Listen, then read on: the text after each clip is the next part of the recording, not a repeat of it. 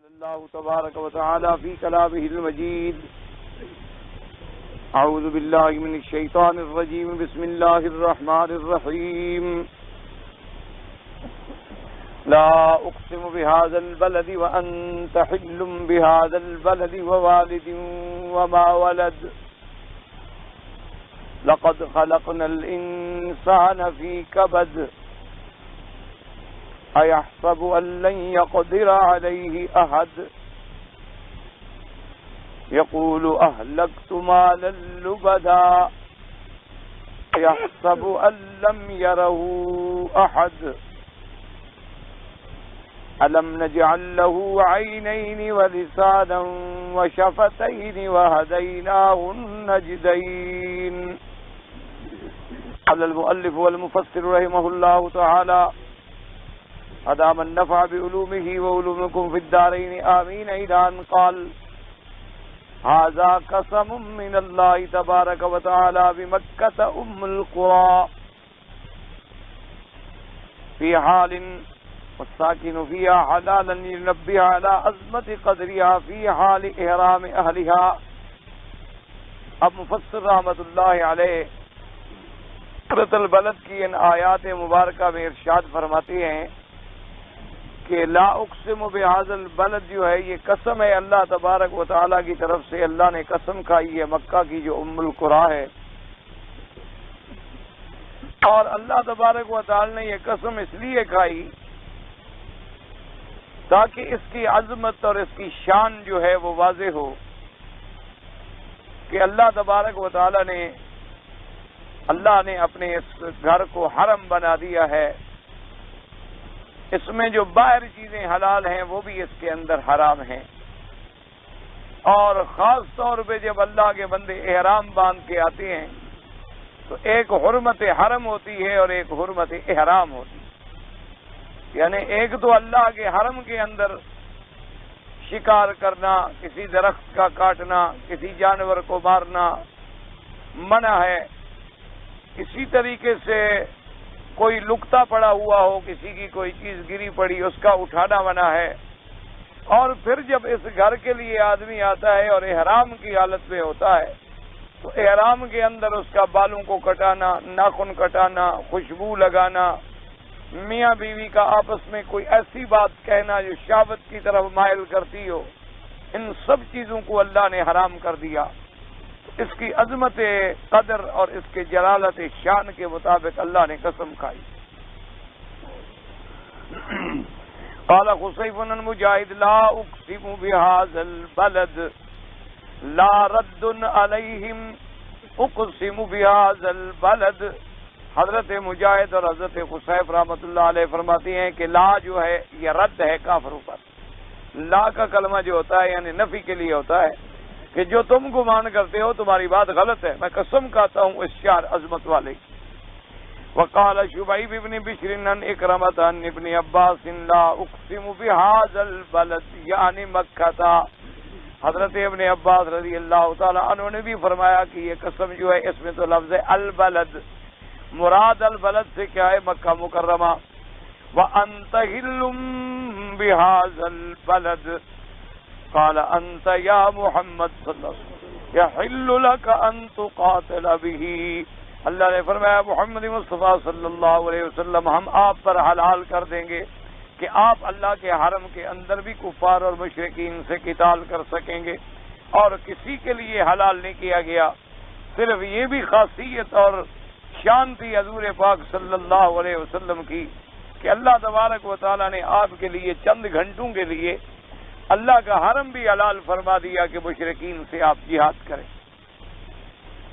وَقَذَا رَوَى عَنْ سَعِيدِ بْنِ جُبَيْرٍ وَأَبِي صَالِحٍ وَعَطِيَّةَ وَالزَّهَاقِ وَقَتَادَةَ وَالسُّدَيِّ وَابْنُ زَيْدٍ وَقَالَ مُجَاهِدٌ مَا أَصَبْتَ فِيهِ فَهُوَ حَلَالٌ لَكَ. انہوں نے بھی فرمایا کہ اللہ نے ارشاد فرمایا حضور پاک صلی اللہ علیہ وسلم کو کہ مکہ مکرمہ میں آپ کو جو بھی مشرکین کی طرف سے جہاد میں ملے آپ کے لیے اجازت ہے، آپ کے لیے ہم نے حلال کر دیا ہے.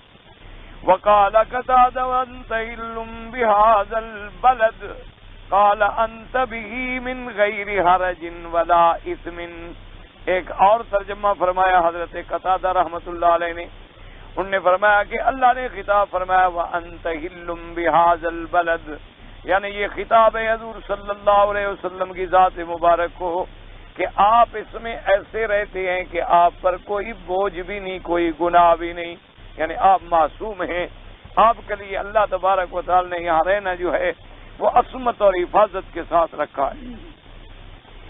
وقال الحسن البصری رحمہ اللہ تعالی احلها الله له ساعة من نهار وهذا المعنى الذي قالوه قد ورد به الحديث المتفق على صحته۔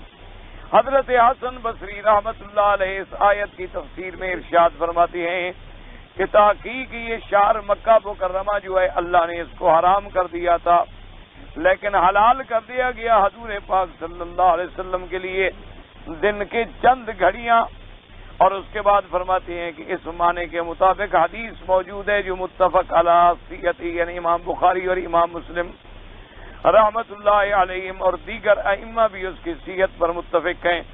حدیث مبارک کے یہ لفظ ہے ان ھذا البلد حرمہ اللہ یوم خلق السماوات والارض فهو حرام بحرمت اللہ الى یوم القیامہ لا یعضد شجرا ولا یختلى خلاہ فإنما أهلت لي ساعة من نهار فقد عادت حرمتها اليوم كحرمتها بالأمس ألا فليبلغ الشاهد الغائب۔ حدیث مبارک میں لفظ مبارک یہ ہے کہ تحقیق یہ شعر ایسا ہے کہ اللہ نے اس کو حرمت والا بنایا، اللہ نے اس کو عزت والا بنایا جس دن سے اللہ نے آسمانوں اور زمینوں کو پیدا فرمایا، اور حضور پاک نے فرمایا کہ فَهُوَ حَرَامٌ بِحُرْمَةِ اللَّهِ، اللہ کا یہ شعر حرمت والا ہے اللہ کی حرمت سے، قیامت تک اس کا کوئی درخت بھی نہ کاٹا جائے، نہ اس سے کسی کو ڈرا کے بگایا جائے۔ اور فرمایا کہ اس کے بعد وَإِنَّمَا أُحِلَّتْ لِي، حضور نے فرمایا کہ تحقیق میرے لیے اللہ نے اپنے اس گھر کو حلال کیا ہے کچھ گھنٹوں کے لیے، وَقَدْ عَادَتْ حُرْمَتُهَا الْيَوْمَ كَحُرْمَتِهَا بِالْأَمْسِ، اور اس کے بعد یہ پھر اسی طرح حرمت والا ہے، اسی طرح حرام ہے جیسے کل حرام تھا، یعنی پھر حرمت قائم کر دی گئی۔ فرمایا الا فلیبلغ الشاہد الغائب، فرمایا خبردار، تنبیہ کا کلمہ ہوتا ہے کہ جو سن رہے ہیں یہ بات ان کو بھی پہنچائیں جنہوں نے نہیں سنی۔ وفی لفظ آخر فإن آدن ترخص بقتال رسول اللہ صلی اللہ علیہ وسلم فقولوا ان اللہ اذن لرسولہ ولم یأذن لکم۔ اب مفسر رحمت اللہ علیہ فرماتے ہیں کہ علماء نے فرمایا کہ اگر کوئی نعوذ باللہ ثم نعوذ باللہ حرم میں قتال کرنا چاہے، لڑائی کرنا چاہے، اور وہ دلیل پکڑے کہ حضور پاک نے خود لڑائی فرمائی ہے، حضور نے جب لڑائی فرمائی ہے تو ہمارے لیے بھی حلال ہے، تو فرمایا کہ اس کو جواب دے کہ ان اللہ اذن لرسولہ، اللہ پاک نے اپنے پیغمبر کو تو اجازت دی تھی اور کسی کے لیے اجازت نہیں ہے، تو اللہ تبارک و تعالیٰ کا یہ گھر جو ہے، اور یاد رکھیں یہ حرمت جو ہے پورے حد حرم کے لیے، یعنی کہ صرف اس کعبۃ اللہ کے لیے ہے، پورا حد حرم کا جو علاقہ ہے اس پورے حد حرم کے اندر اس کی حرمت ہے۔ اور یہ بھی سمجھ لیں کہ ایک چیز کو کہتے ہیں حرام، تو حرام جو ہے دو وجہ سے ہوتا ہے، ایک تو حرام ہوتا ہے خست، ذلت اور دناعت کی وجہ سے، جیسے مثلا خنزیر حرام ہے، کتا حرام ہے، اور کئی چیزیں حرام ہیں، تو یہ تو نجس ہیں، ذلت یعنی ذلیل اور گندی چیزیں، اس لیے اللہ تبارک و تعالی نے ان کو حرام کیا گندے ہونے کی وجہ سے۔ اور ایک حرمت ہوتی ہے کسی کی عزت کے لیے، جیسے انسان کا گوشت کھانا بھی حرام ہے، اس لیے کہ انسان ایک عزت والی مخلوق ہے، اللہ تبارک و تعالی نے اس کے گوشت کو حرام کر دیا کہ ایسا نہ ہو کہ کوئی آدمی مرے تو لوگ اس کے گوشت کو کھا جائیں یا اس کو ذبح کریں، تو یہ حرام تو ہے، لیکن حرام ہونے کی وجہ کیا ہے کہ اس کی عظمت کے لیے، اس کی عزت کے لیے، کہ انسان کو اللہ نے ایک شرف بخشا ہے، ورنہ لفظ وہاں بھی حرام آئے گا اور لفظ وہاں بھی حرام آئے گا، اور حرم جو ہے وہ بھی حرام سے ہے، احرام جو ہے وہ بھی حرام سے ہے۔ تو حرام کا معنی کیا ہے کہ جو چیزیں باہر حلال ہیں، اب پوری دنیا میں آپ شکار کھیل سکتے ہیں لیکن حرم میں نہیں کھیل سکتے، پوری دنیا میں اگر کوئی لکتا پڑا ہے تو اٹھانے کا حکم ہے، لیکن حرم میں کوئی چیز پڑی ہے تو نہ اٹھائیں۔ اسی طریقے سے اگر کوئی جانور بھی سائے میں بیٹھا ہے اس کو نہ بھگائیں، کسی کو ایذا نہ پہنچائیں۔ احرام کو حرام کیوں کہتے ہیں کہ بھی پہلے بیوی حلال تھی، احرام باندھا تو حرام ہو گئی۔ حجامت بنانا حلال تھا، احرام باندھا تو حرام ہو گیا۔ بال کٹانا جو تھے حلال تھے لیکن احرام باندھا تو حرام ہو گئے۔ خوشبو لگانا جو ہے حلال تھا اور سنت تھی لیکن احرام باندھ لیا تو اب خوشبو بھی ہمارے لیے حرام ہو گئی۔ اس لیے لفظ ایک ہوتا ہے لیکن اس کے معانی جو ہیں ان کے اندر مختلف ہوتے ہیں اور فرق ہوتا ہے۔ جیسے اللہ تبارک و تعالیٰ نے ایک ہی لفظ استعمال فرمایا قرآن پاک میں، فرمایا وَسِيقَ الَّذِينَ كَفَرُوا إِلَىٰ جَهَنَّمَ زُمُرًا، فرمایا کہ کافروں کو چلایا جائے گا جہنم کی طرف، اور اسی طرح لفظ وہی ہے وَسِيقَ الَّذِينَ اتَّقَوْا رَبَّهُمْ إِلَى الْجَنَّةِ زُمُرًا، اور فرمایا چلایا جائے گا جنت والوں کو جنت کی طرف جماعتیں بنا کر۔ تو بس وہاں بھی لفظ سیقہ ہے، وہاں بھی لفظ سیقہ ہے، یعنی ان کو بھی چلایا جائے گا جہنم کی طرف، ان کو چلایا جائے گا جنت کی طرف، لیکن دونوں چلانے میں آسمان اور زمین کا فرق ہے کہ کافروں کو تو ذلت کے ساتھ گھسیٹا جائے گا جہنم کی طرف اور مومن کو عزت و اکرام کے ساتھ لے جائیں گے جنت کی طرف۔ تو لفظ ایک ہوتا ہے لیکن اپنے اپنے معنی کے اندر آگے اس کے اندر فرق پڑ جاتا ہے، کیونکہ اس لیے بعض آدمی بیچارے غلط فہمی میں مبتلا ہو جاتے ہیں، جی اللہ کا حرم حرام کیوں ہے، جی حرام تو گندی چیز ہوتی ہے۔ تو حرام کا معنی یہ نہیں ہوتا کہ گندی چیز ہے، حرام کا معنی ہوتا ہے کہ اس کا استعمال اللہ نے ہم پر حرام کر دیا۔ اب کیوں کیا ہے؟ کسی کا حرام اس لیے کیا ہے کہ وہ گندی چیزیں ہیں، اور کسی کا اس لیے کیا ہے کہ وہ باعظمت چیز ہے، باعزت چیز ہے۔ جیسے اللہ نے انسان پہ والدہ کو حرام کر دیا، بہن کو حرام کر دیا، بیٹی کو حرام کر دیا، تو ایسے رشتے چونکہ یہ بڑے عزت والے رشتے ہیں، یہ بڑے عظمت والے رشتے ہیں، اللہ تبارک و تعالیٰ نے ان رشتوں کا اتنا حرمت رکھی ہے کہ قیامت تک کے لیے انسان اب ہر عورت سے نکاح کر سکتا ہے، بہن سے نہیں کر سکتا، ہر عورت سے نکاح کر سکتا ہے، بیٹی سے نہیں کر سکتا، ہر عورت سے نکاح کر سکتا ہے، ماں سے نکاح نہیں کر سکتا، ہر عورت سے نکاح کر سکتا۔ اب دیکھیں کتنی اللہ نے عورت کو عزت دی ہے کہ اگر آپ نے ایک بہن سے نکاح کیا ہوا ہے تو بیک وقت دوسری بہن کو بھی نکاح میں نہیں رکھ سکتے، تاکہ دونوں کے اندر جو ایک قدرتی طور پر آپس میں ایک لڑائی اور ایک جلاپا ہوتا ہے، تو تم دو بہنوں کو جلانے کا ذریعہ نہ بنو۔ شادی تو تمہاری اس لیے کی جاتی ہے کہ تمہارے لیے سکون ہو، تمہارے لیے رحمت ہو، تمہارے لیے مودت ہو، اور بیوی کے لیے عزت اور شرف ہو۔ لیکن جب دو بہنیں اکٹھی ہو جائیں ایک نکاح میں، اللہ معاف فرمائے، دونوں ایک دوسرے کو کاٹنے کی کوشش کریں گی، دونوں ایک دوسرے کو ذلیل کرنے کی کوشش کریں گی، تو ایک عورت کو بلا وجہ ذلت اٹھانی پڑے گی۔ اس لیے اسلام نے منع فرمایا کہ لا تجمعوا بین الاختین، کہ دو بہنیں جو ہیں کسی نکاح کے اندر اکٹھی نہیں ہو سکتی۔ اسی لیے اسلام نے بڑے حقوق دیے ہیں، لیکن بدقسمتی یہ ہے کہ ہم اسلام کے قریب ہی نہیں آتے، ہم اسلام کے قریب آنے کی کوشش ہی نہیں کرتے اور اسلام کو سمجھنے کی کوشش نہیں کرتے۔ حالانکہ آپ دنیا کے منشور اٹھا کے دیکھ لیں، تمام عالم نے جتنے منشور بنائے ہیں، بڑے بڑے جو منشور معروف ہیں، ان سب نے چربا کیا ہے، حاصل کیا ہے اسلام کے جو اصول ہیں، اسلام کے جو عنوان ہیں، انہوں نے ان میں سے لے لیا ہے، اور مسلمانوں نے بدقسمتی سے اسلام کو چھوڑ دیا ہے اور تاکہ نسیاں پہ رکھ دیا ہے، اور صرف نام کے ہم مسلمان رہ گئے ہیں۔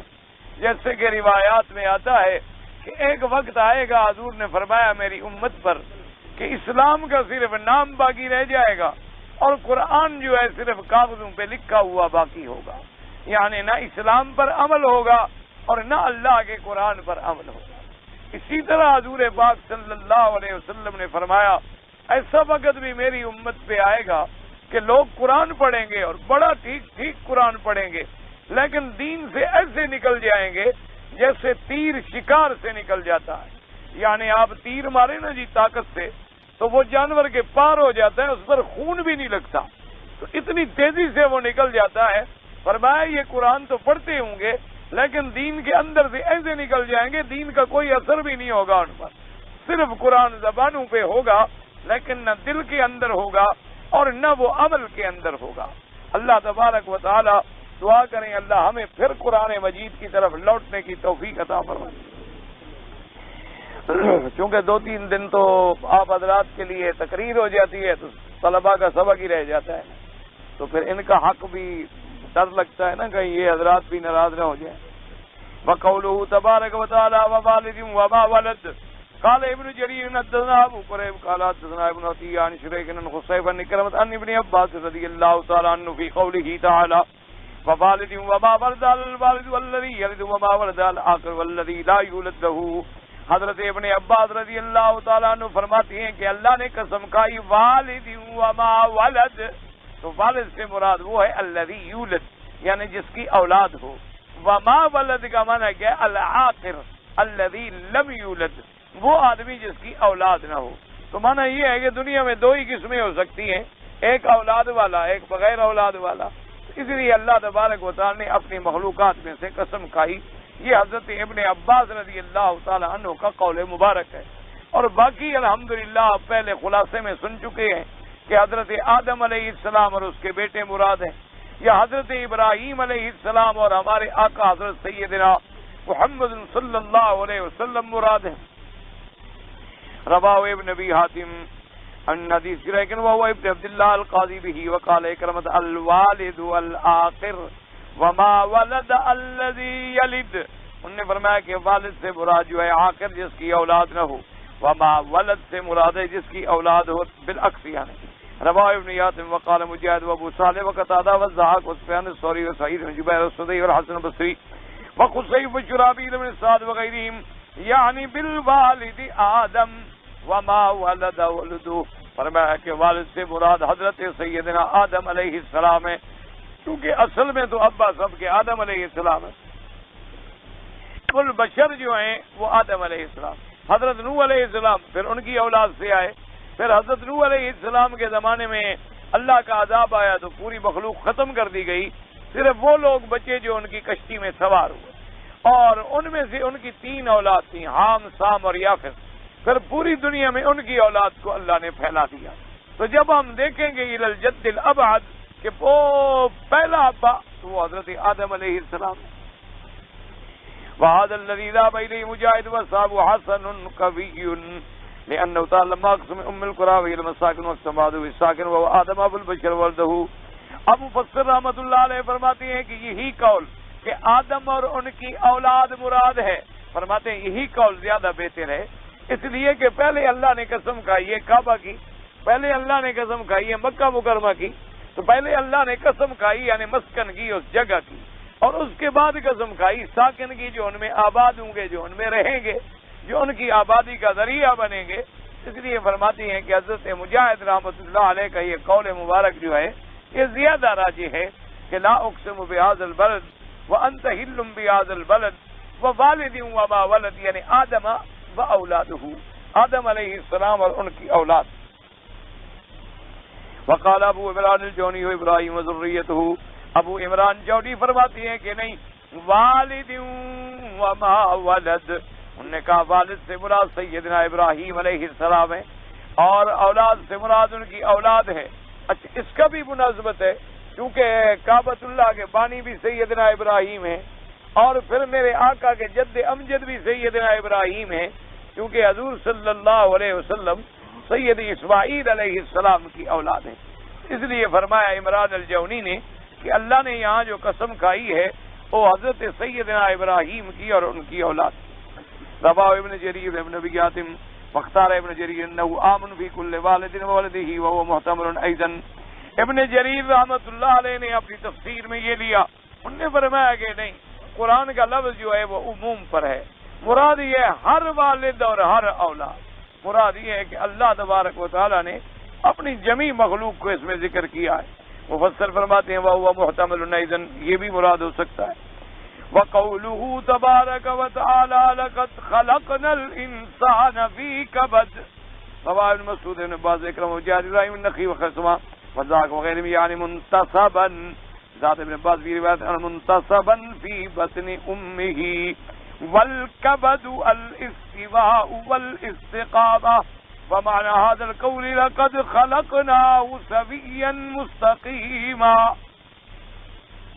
اللہ نے قسم کھا کے فرمایا لقد خلقنا الانسان، تو مفسر فرماتے ہیں کہ حضرت ابن مسعود، حضرت ابن عباس، حضرت اکرمہ، حضرت مجاہد، ابراہیم النخعی رحمۃ اللہ علیہ فرماتی ہیں کہ فی کبد مانا منتصبا، یعنی اللہ نے انسان کو پیدا کیا منتصبا مستقیما.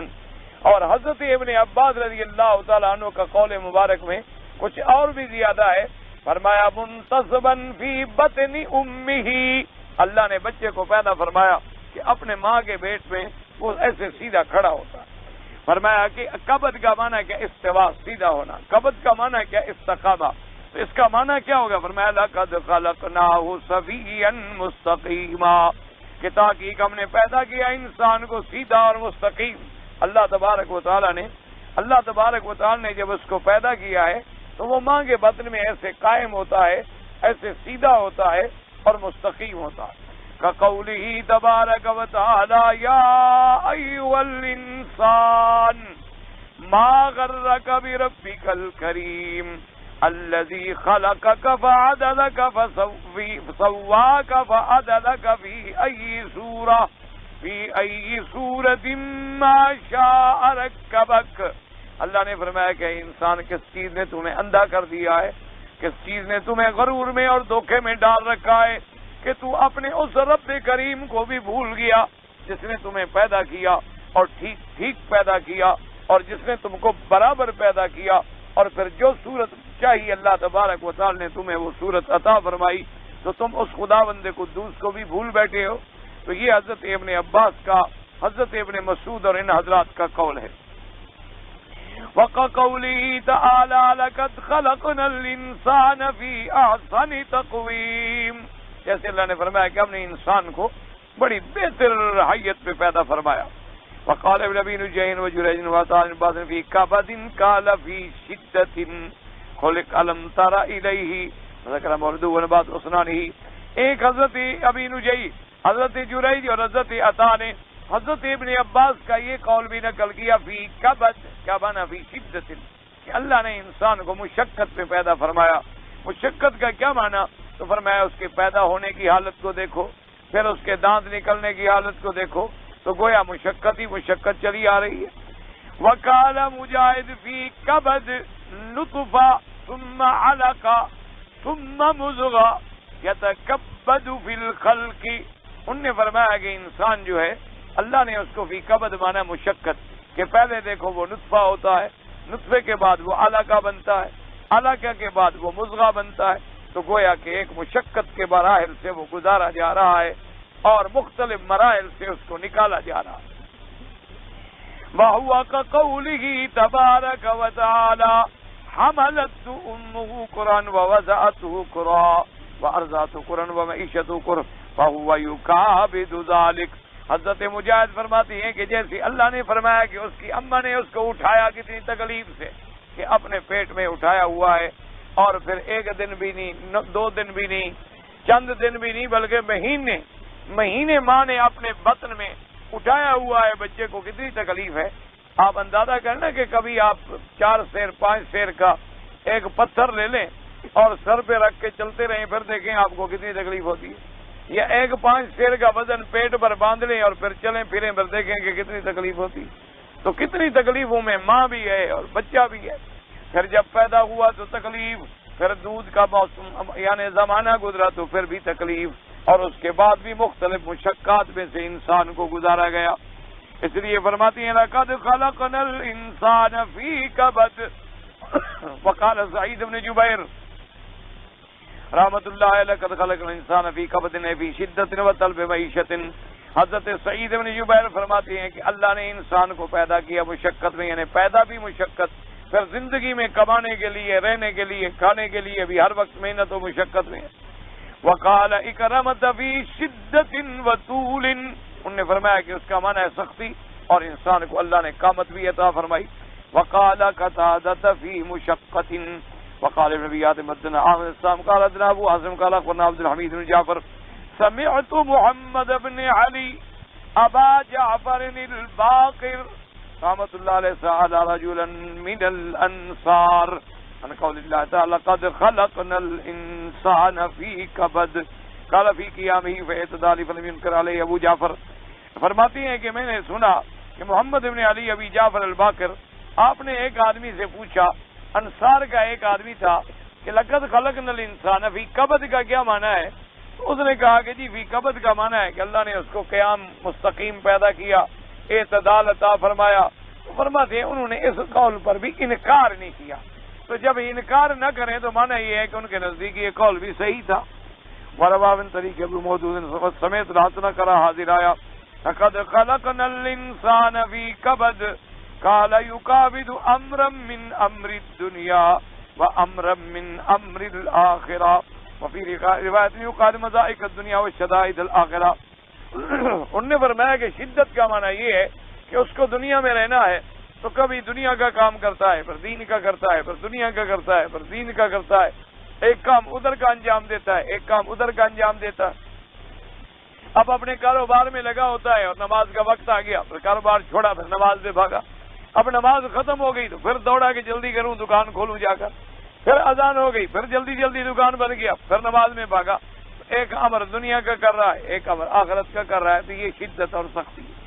اسی طرح انہوں نے فرمایا کہ بعض شدتوں کا تعلق دنیا سے ہے اور بعض شدتوں کا تعلق جو ہے وہ عالم آخرت سے ہے، کہ پھر انسان پہ موت آئے گی، پھر انسان قبر میں جائے گا، پھر قبر سے حشر ہوگا، پھر میدان حشر میں جائے گا، پھر نامہ عمل ہوں گے، پھر میزان ہوگا، حساب ہوگا، کتاب ہوگا۔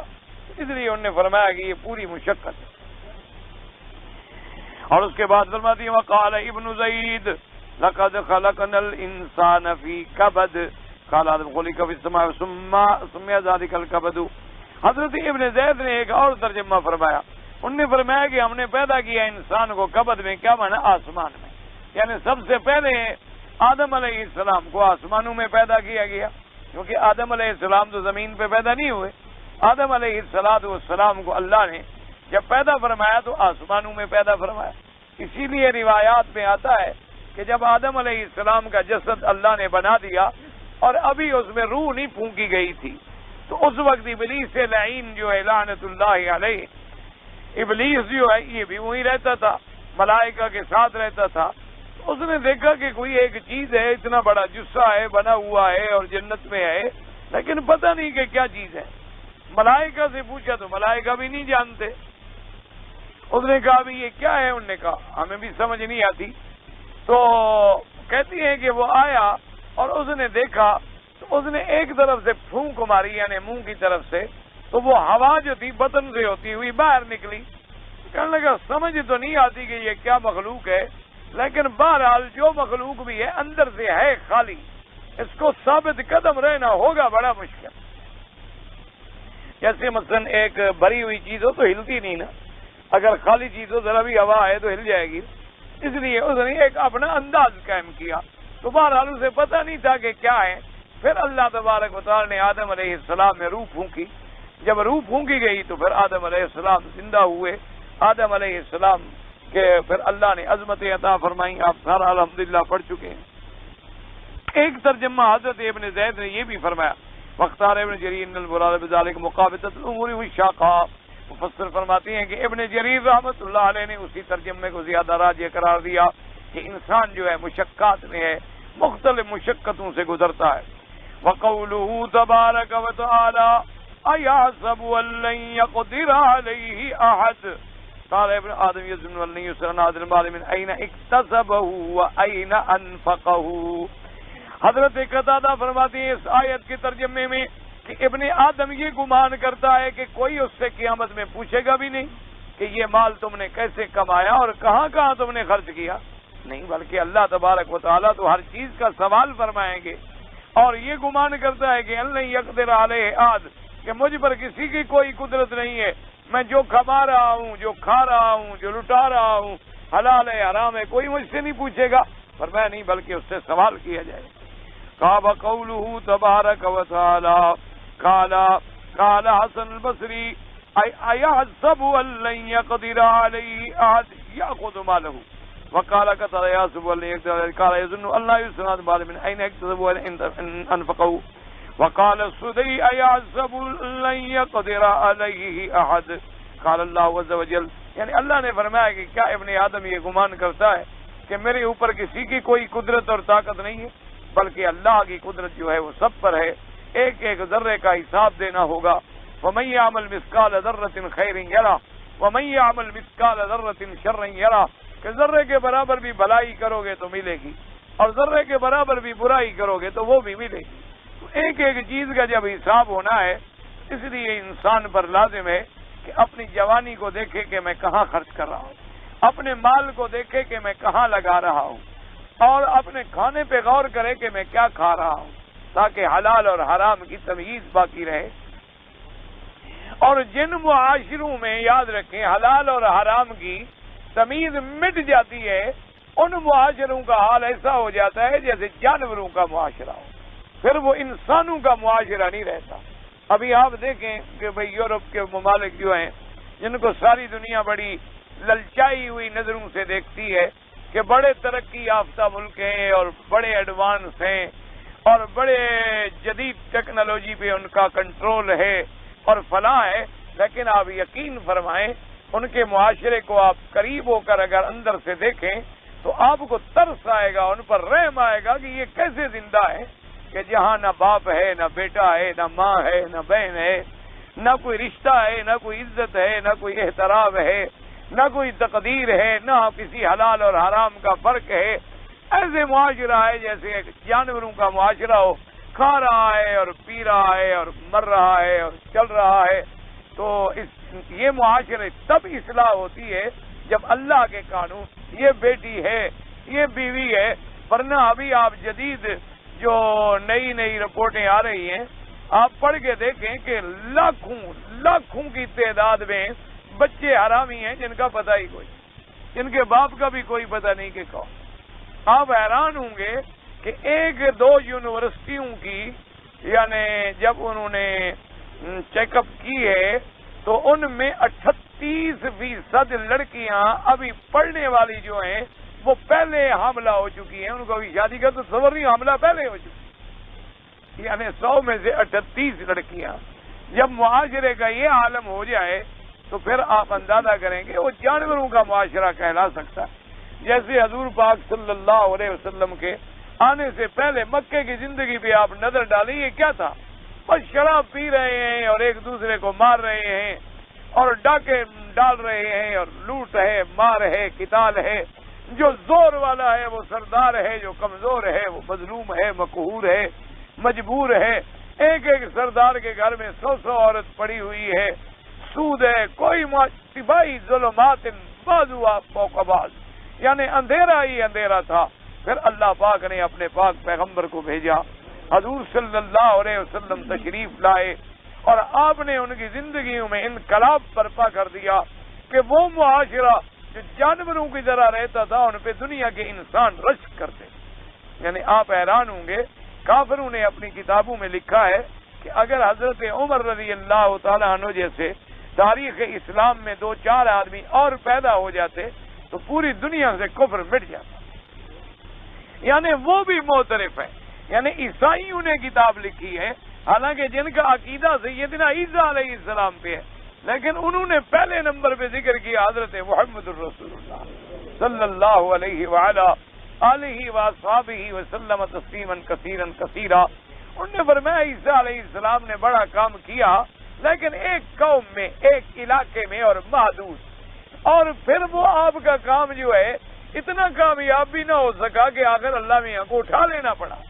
انہوں نے کہا اصل کامیابی جو ہے وہ تو حضرت محمد مصطفیٰ کی صلی اللہ علیہ وعلا آلہ واصحابہ وسلم تسلیما کثیرا کثیرا. اور اسی طرح پوری دنیا پہ آپ نظر ڈالیں, بڑے سے بڑے یہ سوشلزم کے انقلاب آئے اور یہ آئے اور وہ آئے, جو اب اپنی موت الحمدللہ خود مر گئے, اور وہی لوگ جو ان کو سب سے بڑا سمجھ کے ان کی پوجا کر رہے تھے آج انہی کے بتوں کو, انہی کے مجسموں کو گلے میں رسیاں ڈال کے کتوں کی طرح گھسیٹ رہے ہیں. ان کو اب پتہ چلا ہے نا ہم کس ظلم میں آ گئے تھے. لیکن یہ بھی کیا ایک معاشی انقلاب تھا, بس کہیں سرمایہ دارا نظام آیا تو ایک معاشی انقلاب, یا ادھر یا ادھر. اصل انقلاب لانے والے جو ہے وہ تو حضرت محمد مصطفیٰ کے عقیدے میں انقلاب, عمل میں انقلاب, اقوال میں انقلاب, اعمال میں انقلاب, صورت میں انقلاب, سیرت میں انقلاب, کہ ایسے لوگ جو قبر پرست تھے، جو بت پرست تھے، ان کو توحید کا سپاہی بنا دیا، عقیدوں میں انقلاب آ گیا۔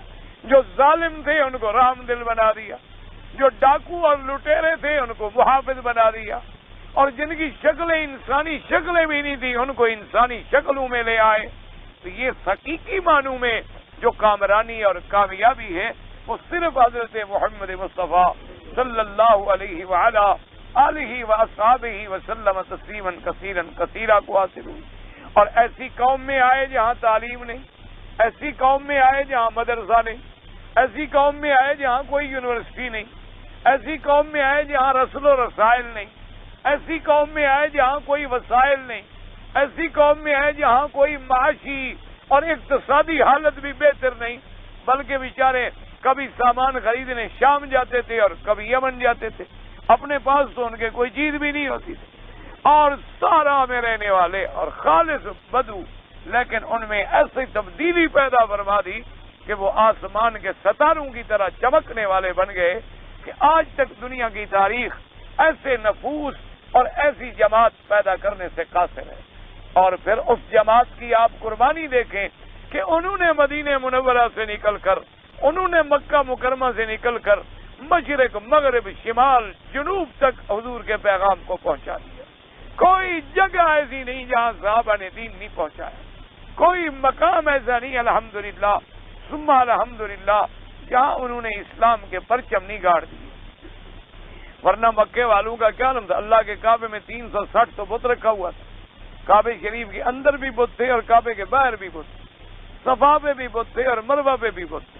مکے سے طائف جاؤ تو راستے میں کئی مندر تھے، اسی طرح مکہ سے مدینہ جائیں تو راستے میں کئی ان کے مندر تھے۔ ہر قبیلے کا خدا بھی علیحدہ اور ہر قبیلے کا عبادت گاہ بھی علیحدہ، ہر کسی کا اپنا اپنا خدا ہے، اپنی اپنی مستی میں لگے ہوئے ہیں۔ اللہ تبارک و تعالی رحمت فرمائے۔ اور شراب کی اتنی رسیت ہے کہ پانی وغیرہ کا تو کوئی تصور ہی نہیں تھا ان کے یہاں، ہر وقت شراب میں ڈوبے ہوئے، اور اتنی سود خار قوم تھی، اللہ معاف فرمائے، کہ ہر معاملے میں سود، ہر معاملے میں لین دین میں سود، تجارت میں سود، معاملات میں سود۔ لیکن حضور صلی اللہ علیہ وسلم نے کیسا ان میں انقلاب برپا کیا ہے کہ وہ لوگ جو کبھی ایک دوسرے کے قاتل تھے رحماء بینہم کی تصویر بن گئے۔ اللہ تبارک و تعالی یاد رکھو، ہمارے ملک میں بھی اور کسی ملک میں بھی اگر آپ اصلاح چاہتے ہیں، اس کا ایک ہی طریقہ ہے کہ اسی راستے پہ آ جائیں جو بتلایا ہے حضرت محمد مصطفیٰ صلی اللہ علیہ وعلی آلہ واصحابہ وسلم تسلیما کثیرا کثیرا۔ فرماتے ہیں یقولوا وقولوا تعالی یقول اہلکت مالا لبدا، اے یقول ابن آدم انفقت مالا لبدا اے کثیرا، میں نے بڑا مال خرچ کیا۔ قالوا مجاہد حسن وقتادہ وسدی وغیرہم ایحسب ان لم یرہ احد، قال مجاہد یحسب ان لم یرہ اللہ عز وجل، اللہ نے فرمایا کیا وہ یہ گمان کرتی ہیں کہ مجھے ہمارا خدا بھی نہیں دیکھتا؟ وقذا قال غیر من السلف وقوله تعالی الم نجعل له عینین ایبصر بما ولسانا وشفتین ولسانا ينطق به فيعبر اما في ضميره وشفتين يستعين بهما على الكلام وقت التام وجمال الوجه وفمه۔ اللہ نے فرمایا دیکھو ہم نے کیا اس کو دو آنکھیں نہیں دی جس سے یہ دیکھتا ہے، ہم نے اس کو زبان نہیں دی جس سے یہ بولتا ہے اور اپنے ما فی الضمیر کو ادا کرتا ہے، اور یہ شرف ہی صرف انسان کو ملا ہے، اور کسی حیوان کو اللہ نے بولنے کی توفیق نہیں دی، صرف انسان کو اللہ نے یہ قوت دی ہے کہ جو اس کے اندر ہے وہ زبان سے بول کر ظاہر کر دیتا ہے۔ اور فرمایا وشفتین، اور ہم نے اس کو ہونٹ نہیں دیے، یستعین بہما علی الکلام، کہ وہ بات کرنے میں ان سے مدد پکڑتا ہے، کھانا کھانے میں ان سے مدد لیتا ہے، اور اللہ نے اس کے چہرے کے لیے اور اس کے منہ کے لیے جمال بھی بنا دیا۔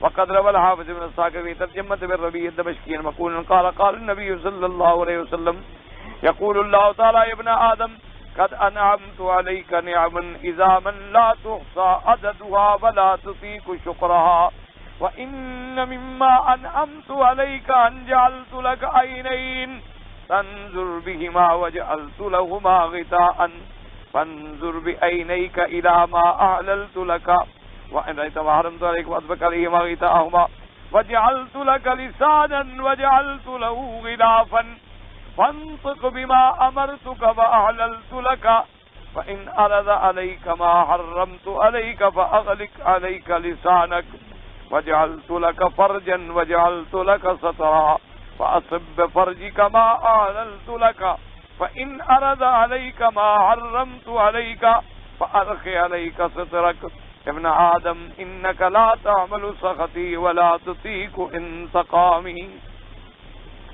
حافظ ابن عساکر رحمۃ اللہ علیہ نے حضرت مقہول سے روایت کی ہے، حضور صلی اللہ علیہ وسلم کی حدیث مبارک ہے، اور اس حدیث کو کہتے ہیں حدیث قدسی، حدیث الہی. کیا معنی؟ یعنی ہے تو حدیث لیکن اللہ نے فرمایا. یقول اللہ تعالی، اللہ فرماتے ہیں کہ یا ابن آدم، اے آدم کے بیٹے، قد انعمت علیک نعما عظاما، میں نے تم پر کتنی بڑی بڑی نعمتیں کی ہیں. میری نعمتیں اگر تم گنو تو گن بھی نہیں سکتے، اور میری نعمتوں کا تم شکر ادا کرو تو شکر بھی ادا نہیں کر سکتے ہو. اور فرمایا جو نعمتیں میں نے تم پر کی ہیں، ان نعمتوں میں سے میری نعمت ہے کہ میں نے تمہیں 2 آنکھیں دی تاکہ ان آنکھوں سے تو دیکھے، اور پھر ان کے اوپر میں نے ایک پردہ بھی لگا دیا. ان آنکھوں کو بند کرنے کے لیے میں نے غطا بھی لگا دیا. کیوں؟ تاکہ جن چیزوں کو دیکھنے کی میں نے اجازت دی ہے تو دیکھے، اور جن چیزوں کو میں نے حرام کیا ہے تو آنکھیں بند کر لے. فرمایا میں نے تمہیں دیکھنے کی بھی طاقت دی، اور ان کے اوپر میں نے ایک پردہ بھی لگا دیا کہ جب چاہو کھول لو اور جب چاہو بند کر لو. تو تمہارا فرض یہ ہے کہ جو چیزیں میں نے دیکھنا جائز قرار دیا ہے ان کے لیے تم آنکھیں کھولو، اور جن کے لیے میں نے حرام کر دیا ہے ان کو مت دیکھو. اور فرماتی ہیں وجعلت لك لسانا، میں نے تمہیں زبان دی، وجعلت له غلافا، لیکن میں نے زبان کے اوپر بھی پردہ لگا دیا، غلاف لگا دیا، تاکہ جو چیز میں نے حلال کی ہے، جس چیز کا میں نے تم کو حکم دیا ہے، تم اسی کو زبان استعمال کرو کہ جو چیز کہنا جائز ہے وہ کہو، اچھی بات کہو، اور اگر کوئی بری بات آ جائے تو روک لو، اپنی زبان کو بند کر لو. تو صرف یہ نہیں کہ میں نے زبان دی اور تمہیں روکنے کی طاقت نہیں دی، میں نے تمہیں آنکھیں دی لیکن ان کو بند کرنے کی طاقت نہیں دی. میں نے تمہیں آنکھیں بھی دی ہیں، ساتھ بند کرنے کی طاقت بھی دی ہے. میں نے تمہیں زبان بھی دی ہے تو ساتھ زبان کو بند کرنے کی طاقت بھی دی ہے. اس لیے تمہارا کام یہ ہے کہ اس زبان کو اللہ کے ذکر میں استعمال کرو، اللہ کے کاموں میں استعمال کرو، امر بالمعروف میں استعمال کرو، نہی عن المنکر میں استعمال کرو. اس لیے حضور نے فرمایا کہ ہر آدمی کو یہ چاہیے کہ اگر بولے تو اچھی بات بولے، ورنہ بہتر ہے کہ چپ رہے. چپ رہنا جو ہے یہ بھی ایک عبادت ہے کہ بلا وجہ اپنی زبان کو غلط کاموں میں لگا دینا، کسی کے غیبت میں، کسی کے گلے میں، جھوٹ میں، افتراء میں، پوش کلامی میں، گالی گلوچ میں، ان چیزوں کو اللہ نے حرام کر دیا. اور اس کے بعد فرمایا کہ وجعلت لك فرجا وجعلت لك سترا، اور میں نے تمہیں شرمگاہ دی، میں نے تمہیں کیوں، اور اس کے لیے میں نے پھر تمہیں پردے کا بھی حکم دیا تاکہ جو چیز میں نے حلال کی ہے اس کو استعمال کر سکتے ہو، اپنی لذت اور خواہش بھی مٹا سکتے ہو. تمہارے اندر جو شہوانیت ہے اس کے لیے میں نے حلال کے راستے بھی بنا دیے ہیں، اور جہاں حرام ہے تمہارا فرض ہے کہ اپنے آپ کو ڈھانپ لو، اپنے آپ کو روک لو، اپنے آپ کو حرام سے بچا لو. فرمایا ان چیزوں کی احتیاط کرو ورنہ لا تحملوا سخطی ونقمتی، فرمایا کہ خبردار تم میرے عذاب کو برداشت نہیں کر سکو گے. تمہاری کیا طاقت ہے، کمزور انسان ہو. اگر تم میرے حکم پہ نہیں چلو گے اور قیامت میں اگر اللہ نے عذاب میں پکڑ لیا تو کیا تم میرے عذاب کو برداشت کر سکتے ہو؟ اس لیے فرمایا کہ خبردار ابن آدم انک لا تحمل سخطی، تمہارے اندر طاقت نہیں کہ تم میری ناراضگی کو برداشت کر سکو. ولا تطیق انتقامی، نہ تمہارے اندر طاقت ہے کہ تم میرے انتقام سے بچ سکو. تو لہذا ان چیزوں کو جن کو میں نے حلال کیا ہے ان اعضاء کو اسی میں لگاؤ، اور جن کو میں نے حرام کیا ہے ان اعضاء کو ان میں استعمال کرنے سے بچاؤ. اسی لیے ہمیشہ یاد رکھیں کہ شکر کا معنی بھی یہی ہوتا ہے. ہم لوگوں نے شکر کا معنی یہ سمجھا ہے کہ حرام کھاؤ، گناہ کرو اور کہہ دو اللہ میاں تیرا لاکھ لاکھ شکر ہے. یہ معنی نہیں ہوتا شکر. شکر کا معنی یہ ہوتا ہے سب سے پہلے اللہ پر ایمان، اللہ کے رسولوں پر ایمان، اللہ کے فرامین پر ایمان، اور اس کے بعد جو طاقت اللہ نے ہمیں دی ہے اس عضو کو اللہ کی فرما برداری میں لگا دینا، اس کا نام ہے شکر۔ کہ اللہ نے زبان دی ہے تو اللہ کے کام میں لگاؤ، اللہ نے ہاتھ دیا ہے اللہ کے کاموں میں لگاؤ، اللہ تبارک و تعالی نے دماغ دیا ہے دین کے کاموں میں لگاؤ، اللہ نے چلنے کی قوت دی ہے اللہ کی اطاعت میں خرچ کرو، اللہ تبارک و تعالی نے تیرے اندر قوت شعبانیت رکھی ہے تو پھر تیرے لیے نکاح بھی حلال کر دیا، 4 بیویوں تک نکاح کرنے کی اجازت عطا فرما دی، تاکہ اگر میرے بندے کے حالات ہیں کہ ایک بیوی ہے بیچاری بیمار ہو گئی یا بوڑھی ہو گئی یا حقوق زوجیت ادا نہیں کر سکتی، دوسری شادی کر لو، اگر دوسری بیوی کے ساتھ بھی انسان کے خواہشات پورے نہیں ہو رہے تیسری شادی کر لو، لیکن حرام کیوں کرو؟ حرام سے بچو اور حلال کے اندر اپنے اعضاء کو صرف کرو۔ صحیح معنی میں جو شکر ہے وہ یہ ہے کہ اللہ تبارک و اللہ نے پیسہ دیا حلال میں لگا لو، حرام سے بچاؤ، اللہ تبارک و تعالی نے گھر دیا ہے تو جائز کاموں میں استعمال کرو، ناجائز کاموں سے بچاؤ، اللہ تبارک و تعالی نے تمہیں گاڑی دی ہے اچھے کاموں میں استعمال کرو، برے کاموں سے بچاؤ، اس کا معنی ہوتا ہے شکر۔ یہ تو نہیں اللہ منع فرماتے کہ کھاؤ نہیں پیو نہیں، اچھا کھائیں اچھا پئیں اچھا رہیں، صفائی اختیار کریں، نظافت اختیار کریں، بلکہ حضور پاک تو ناراض ہو جاتے تھے۔ آپ نے ایک دن ایک صحابی کو دیکھا تو بیچارے کے کپڑے شپڑے بڑے میلے کچیلے، اور آپ نے ان کو بلایا اور فرمایا کہ بھائی تم آدمی اس حالت میں جو رہتے ہو تمہارے پاس کوئی مال کوئی دولت کوئی چیز ہے؟ اس نے کہا حضور اللہ نے مجھے سب کچھ دیا ہے، اندی من جمیل اسرا، کہنے لگا حضور ہر قسم کا مال میرے پاس ہے، دولت بھی ہے، بکریاں بھی ہیں، اونٹ بھی ہیں اور سب کچھ ہے۔ آپ ناراض ہو گئے۔ آپ نے فرمایا عجیب آدمی ہو، اللہ نے تمہیں ہر نعمت دی ہے تو لازم ہے یورا اثر نعمت ہو علیک، کہ اللہ کی نعمتوں کا کوئی تیرے اوپر بدن پر بھی کوئی نظر آئے۔ عجیب آدمی ہو، اللہ نے تمہیں جب دولت دی ہے تو اچھا پہنو اچھا کھاؤ۔ اسلام تو صرف یہ کہتا ہے کہ حلال کھاؤ، بس۔ اسلام یہ نہیں کہتا کہ بھی نہ کھاؤ، اسلام کہتا ہے حلال میں لگاؤ، حلال میں استعمال کرو، جو چیزیں اللہ نے تیرے لیے حلال فرما دی ہیں اللہ کی نعمتوں سے لذت کو حاصل کرو، اچھا لباس پہنے۔ بڑے بڑے صحابہ نے رضوان اللہ علیہم اجمعین، حدیث مبارک میں آتا ہے کہ سیدنا ابی ہریرہ رضی اللہ تعالی عنہ ایک دفعہ چھوٹا سا رومال تھا ایک ریشم کا، چھوٹا سا رومال لے کے ہاتھ میں بیٹھے تھے، ناک صاف کر رہے تھے، اور اس کے بعد فرمانے لگے بخل بخل نے ابی ہریرہ، فرمانے لگے واہ بھی ابی ہریرہ واہ تیری شان ہے۔ ایک زمانہ وہ تھا جب تم بھوک میں پڑا ہوتا تھا سڑکوں پہ، اور آج ایک زمانہ ہے کہ تیرے ناک صاف کرنے کے لیے بھی رومال ہے ماشاءاللہ۔ تو بہرحال صحابہ نے ایسی چیزیں بھی استعمال فرمائی ہیں۔ بعض صحابہ نے 30 ہزار غلام خرید کر کے آزاد کر دیے۔ ایک غلام کی کتنی قیمت ہوگی؟ ایک صحابی نے 30,000 غلام آزاد کیا ہو تو کتنا خرچ کیا ہوگا؟ اسی طریقے سے ہمارے ائمہ سلف صالحین، بڑے بڑے ائمہ مجتہدین، بڑے بڑے ائمہ محدثین، بڑے بڑے اولیاء اللہ جو تھے انہوں نے بڑے بڑے قیمتی لباس استعمال فرمائے ہیں۔ ایک امام کے پاس ایک آدمی آیا تو اس نے دیکھا کہ ان کے دروازے پر ایک پیرے کا کتا شریعت میں رکھنا جائز ہے، شکار کے لیے جیسے رکھنا جائز ہے، تو اس کی زنجیر جو تھی وہ بھی سونے کی پڑی ہوئی تھی۔ تو وہ حیران ہو گیا، اس نے کہا حضرت یہ تو بڑی فضول خرچی ہے کہ آپ نے کتے کے گلے میں ایک پٹا اور سونے کی زنجیر ڈال پر، میں ہوتا ہی ان کے لیے سونا بندوں کے لیے تھوڑا ہوتا ہے، پر میں سونا ہمارے لیے تو ہے حرام، اللہ تبارک و تعالی نے ہم پر تو حرام کر دیا ہے، تو سونے کا مال یہی ہے جہاں میں نے ڈالا ہوا ہے۔ تو بہرحال تو اللہ تبارک و تعالی نے اگر نعمت عطا فرمائے تو یہ منع نہیں ہے کہ اما بنعمت ربک فحدث، آپ اچھا گھر رکھیں، حتیٰ کہ حضور نے فرمایا کہ اپنے بچوں کو غنی چھوڑ جاؤ، پر کیا معنی فرمایا ان کے لیے جائیداد بناؤ، ان کے لیے کوئی ایسا ذریعہ پیدا کرو کہ تیرے بعد وہ لوگوں سے بھیک نہ مانگتے پھر۔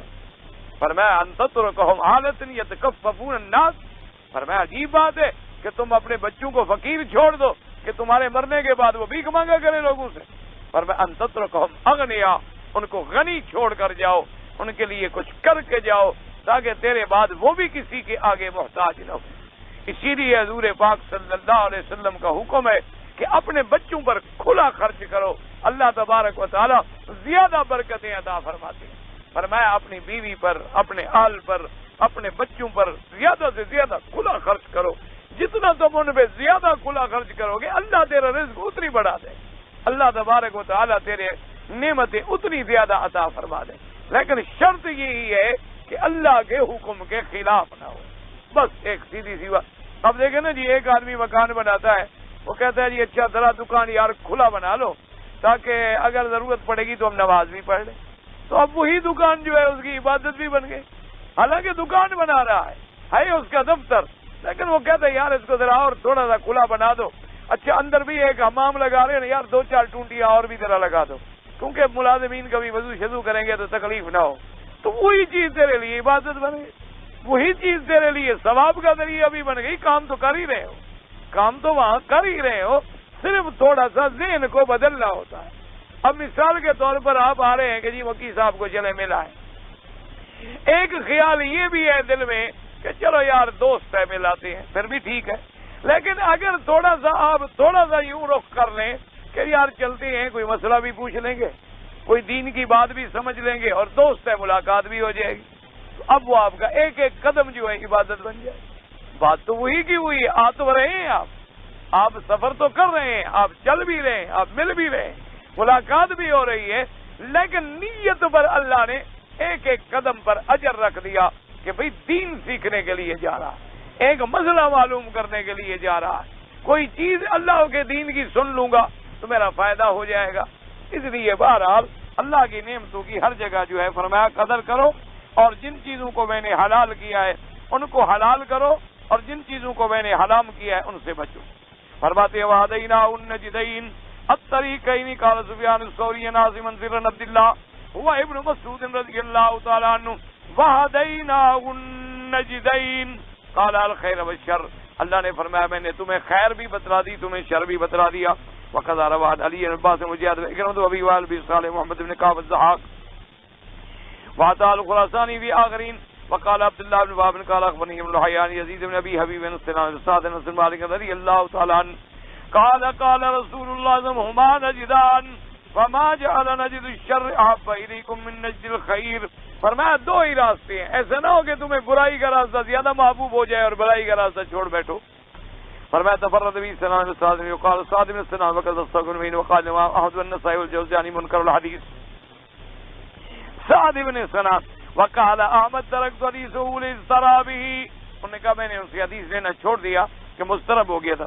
وروا 15 حدیثا منکرا، اس نے 15 حدیثیں غلط نقل کی۔ قلنا ما اعرف من حدیثا واحد یشبه حدیثه حدیث الحسن البصری، فرماتے ہیں اس کی ایک حدیث بھی حضرت حسن بصری کے مقابلے نہیں تھی، لا یشبه حدیث انس۔ وقال ابن جرير حدثني يعقوب قال حدثنا ابن ابي رجاء قال سمعت الحسن يقول وهديناه النجدين قال ذكر لنا ان نبي رسول كان يقول يا ايها الناس انهما النجدان نجد الخير ونجد الشر فما جعلنا الشر اليكم من نجد الخير، دو ہی راستے ہیں، ایسا نہ ہو کہ تم برائی والے راستے کو اپنا لو۔ وقد رواه حبيب بن بشير ومعمر يونس بن عبيد وابو وهب بن الحسن بن مسلم وقد رسول قتاده وقال ابن حاتم حدثنا احمد بن الصامت الانصاري قال حدثنا ابو احمد الزبيري قال حدثنا عيسى بن فنبي بعض في قوله تعالى وهديناه النجدين قال التدين، یعنی دونوں راستوں کا اختیار کرنا۔ وروان ربی بن خیثم وقتادہ بن حازم مثل ذلك ورواه ابن جرير عن نبي قريب بن وكيع صاحب نے کہا نبی ثم قال والصواب القول الاول ونذير هذه الايه قوله تعالى انا خلقنا الانسان من نطفة امشاج نبتليه فجعلناه سميعا بصيرا انا هديناه السبيل اما شاکرا و اما کفورا۔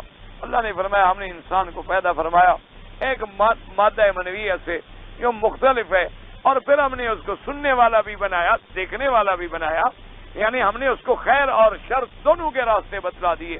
اب انسان جو ہے دو دڑوں میں تقسیم ہو جائیں گے، یا مومن ہوں گے یا کافر ہوں گے۔ دعا کریں اللہ ہمیں مومن بنائے، اللہ ہمیں کفر سے بچائے۔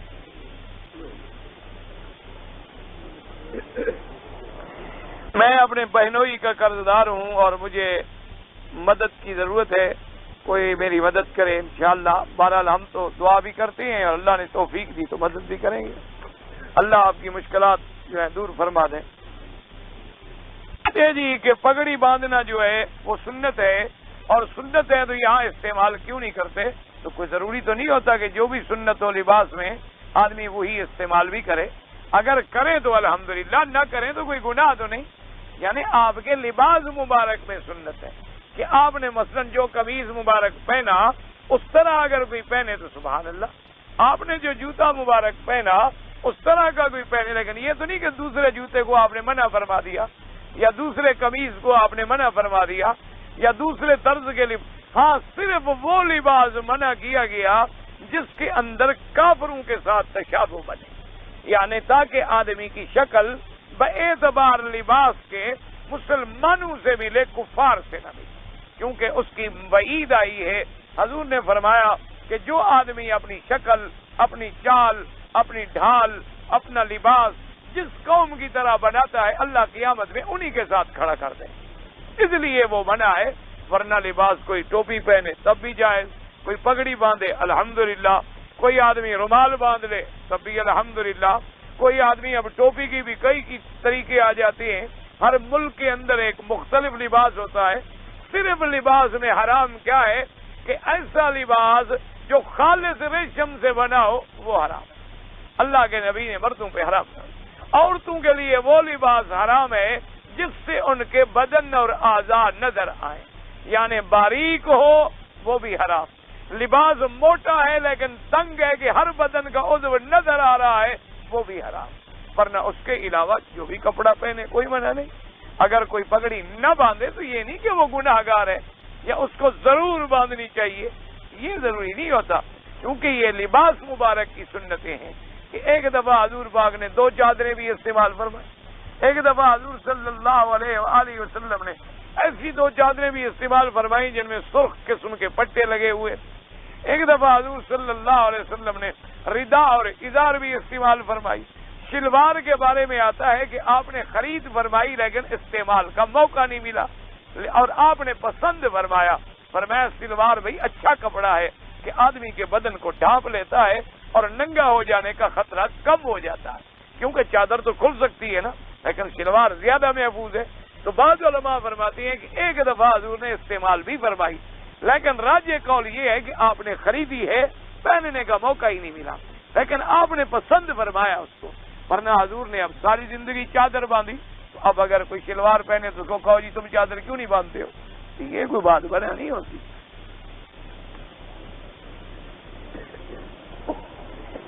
برما کے مسلمانوں کے لیے ہم تو رات دن دعا مانگتے ہیں جی. بنگلہ دیش کے ہوں، برما میں ہوں، ہند میں ہوں، سندھ میں ہوں، جس ملک میں بھی ہوں، اللہ مسلمانوں کی جان، مال، آبرو، عزت کی حفاظت فرمائے. اللہ مسلمانوں کو اتحاد، اتفاق کی دولت سے مالا مال فرمائے، اور اللہ اس کے دشمنوں کو اپنی قدرت کے ساتھ سزا دے کے نیست و نابود فرما دے.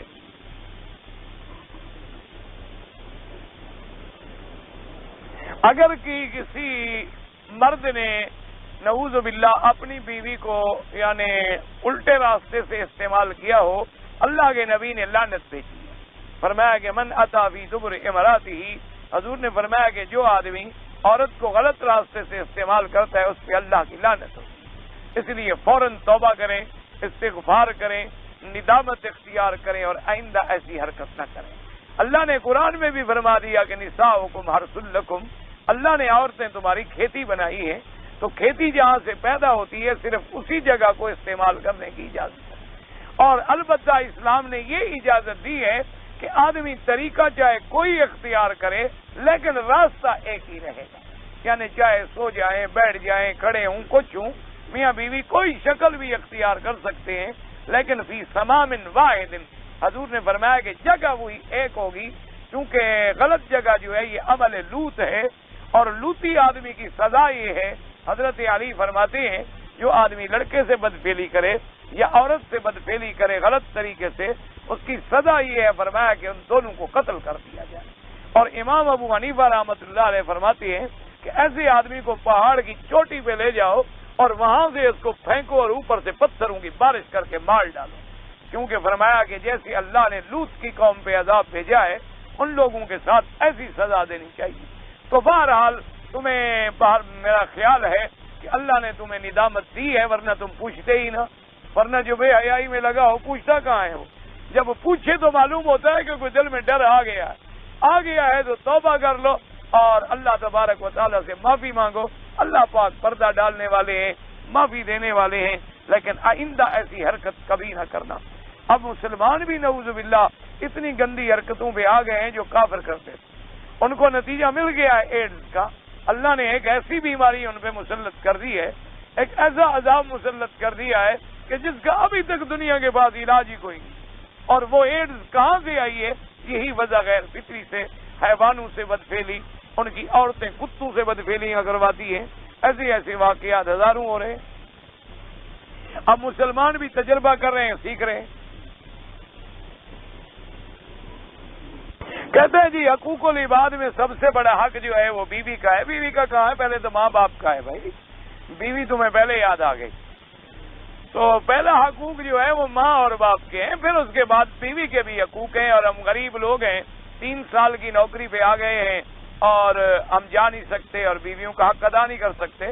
کوئی کنٹریکٹ ایسا نہیں ہوتا جس میں آپ 3 سال میں نہ جا سکیں، سالانہ آپ کو چھٹی ملتی ہے، آپ جا سکتے ہیں۔ ورنہ اگر آپ غریب آدمی پیسہ لگانے کے لیے آئے ہوئے ہیں تو پھر بیویوں کو خود راضی رکھو، ان کو خرچ ورچ بھیج دیا کرو، لیکن حقوق بھی ادا کیا کرو۔ کبھی 1 سال میں بیوی کو بلا لیا، اس کا حج بھی ہو گیا، تیرے حقوق بھی ادا ہو گئے۔ 1 سال چھٹی لے کے آپ چلے گئے، بہرحال نکاح باقی رہتا ہے، نکاح نہیں ٹوٹتا، اس کا فکر نہ کرو، نکاح پکا ہے، کدھر نہیں جاتا۔ فجر کی نماز کے بعد اور عصر کی نماز کے بعد امام ابو حنیفہ رحمۃ اللہ علیہ فرماتے ہیں کہ طواف کرے تو نماز بعد میں پڑھے، یعنی سورج نکلنے کے بعد اور ادھر سورج ڈوبنے کے بعد۔ باقی ائمہ کرام کے نزدیک حرم کے اندر اجازت ہے کہ جب چاہے طواف کرے، نماز پڑھ سکتا۔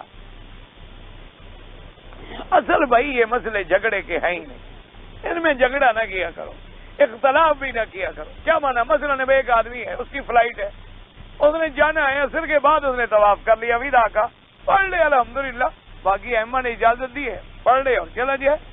ایک آدمی اگر یہاں رہ رہا ہے، جا بھی نہیں رہا، ٹائم بھی موجود ہے، نہ پڑھے، مغرب کے بعد آرام سے پڑھ لے تاکہ اختلاف سے بھی بچ جائے اور کسی قول کی مخالفت بھی لازم نہ آئے۔ اگر مجبوری ہے، کچھ حالات ہیں، تو یہ اللہ کی رحمت ہے کہ باقی ائمہ کرام نے اس میں، ان کے پاس بھی دلیل ہے ایک حدیث مبارک، اور امام صاحب کے پاس بھی بڑی قوی دلیل ہے۔ بہرحال اللہ سب پہ رحمت نازل فرمائے، اور ایسے مظلوم کو جھگڑا نہ بڑھایا کرو خدا کے لیے۔ جو پڑھتے ہیں انہیں بھی کچھ نہ کہو، اور جو اس حدیث پہ عمل کر کے بعد میں پڑھتے ہیں ان پر بھی اعتراض